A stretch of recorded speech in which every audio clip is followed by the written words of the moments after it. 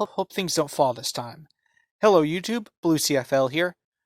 It's been a while. I've been really busy with work, a lot busier than what I hoped, but I'm here and I'm making a video. One, because it's the day after April Fool's and it has been a while and I want to make a video. Two, because it's Fire Alarm Friday and I want to make a video. And three, because I just got 300 subs, even though that, isn't the biggest reason to make a video, but it's a good reason to make a video. Anyway, for those who don't recognize this is a motherboard for a smaller Simplex 2001, this size, like the size I have.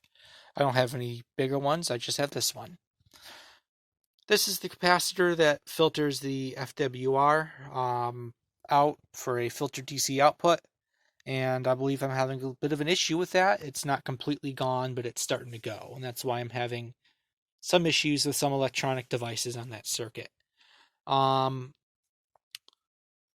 looked at the values on this capacitor and I got an equivalent, a more modern day equivalent. It's a lot smaller, but it is of the same values. So what I'm going to do is I'm going to do it the proper way by desoldering the capacitor that's in there already and soldering this capacitor in the correct way. I'm not going to put it in backwards because putting in backwards will have negative reactions, I guess is the best way of putting it.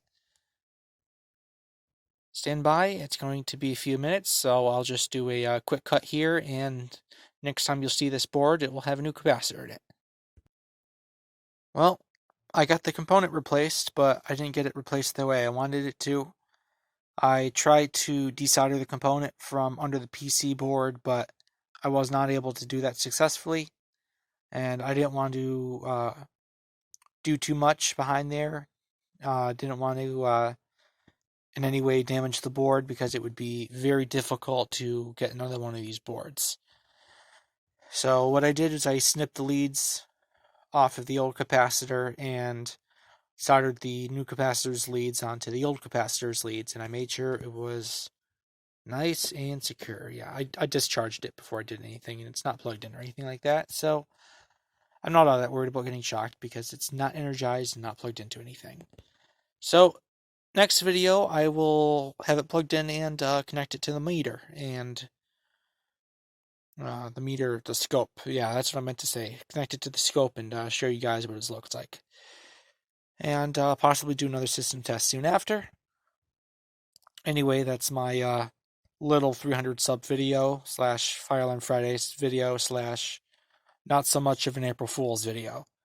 Anyway, hope you enjoyed it. Hopefully I'll be back soon. Can't confirm that, but I'll try. Thank you, Blue CFL out, and see you next time.